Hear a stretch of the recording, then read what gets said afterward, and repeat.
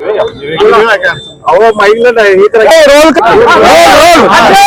काय मागणी आहे मुळात महत्वाची मागणी सांगा। आज मोठ्या संख्येने ट्रॅव्हलचा मोर्चा काढलाय, काय नेमकं मागणी आहे तुमची? सरकार 2019 सालामध्ये मोटर व्हेकल ऍक्ट मध्ये अमेंडमेंट करण्यात आली आणि त्यावेळेपासून हा ई चलनाचा कायदा आला आणि त्या ई चलनाच्या कायद्याच्या विरोधात आम्ही वाहतूकदार हा अन्यायी कायदा आहे आणि अन्यायी वसुली आमच्याकडनं केली जाते, जे केलेलं नाही त्याची वसुली आमच्याकडे केली जाते, त्याच्या विरोधात आम्ही आंदोलन पुकारलेलं आहे आणि हे ई चलनच्या विरोधात आंदोलन आहे। हा ई चलन हा अन्यायी आहे।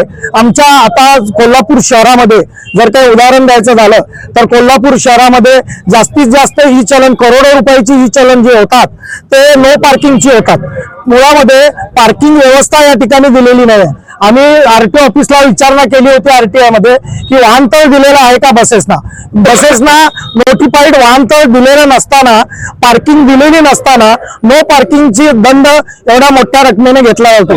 तसेच हायवेवरती स्पीड लिमिट हे आम्हाला 40 आणि 50 ठेवलेलं आहे। ते जर काही त्याच्यापेक्षा जास्त स्पीडने चाललं तर स्वयंचलित कॅमेराद्वारे ते फोटो काढले जातात।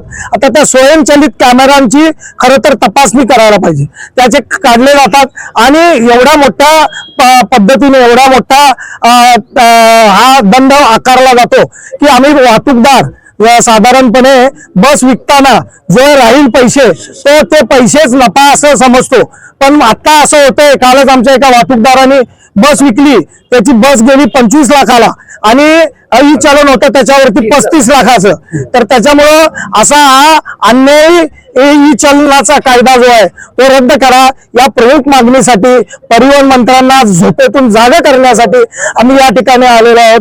तसंच टोल टॅक्सचं पण तसंच आहे, हा दुहेरी टॅक्स आहे, त्याच्यामुळं हा टॅक्स ताबडतोब बंद करण्यात यावा अशी आम्ही या ठिकाणी वाहतूकदारांच्या वतीने मागणी करत आहोत। आणि हा त्रास हा जनतेला देखील आहे, त्यांची स्वतःची ज्या गाड्या आहेत त्यांच्यावरती सुद्धा दंड आकारला जातो।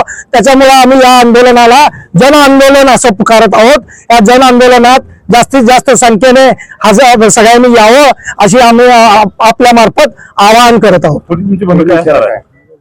पुढची आमची बेमुदत संप आज रात्री 12 वाजल्यापासून चालू होणार आहे।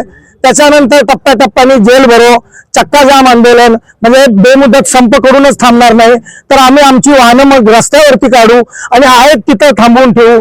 आजच पोलिसांना आम्ही सांगितलं की आम्ही वाहनासकट मोर्चा काढणार आहोत आणि तो प्रतिकात्मक असल्यामुळं काही वाहनच घेऊन निघालेलो आहोत, पण पुढच्या टप्प्यामध्ये आमचे सगळे जे वाहनं आहेत ती सगळी वाहनं रस्त्यावरती उतरू आणि ती वाहनं रस्त्यावरती सोडून आम्ही निघून जाऊ।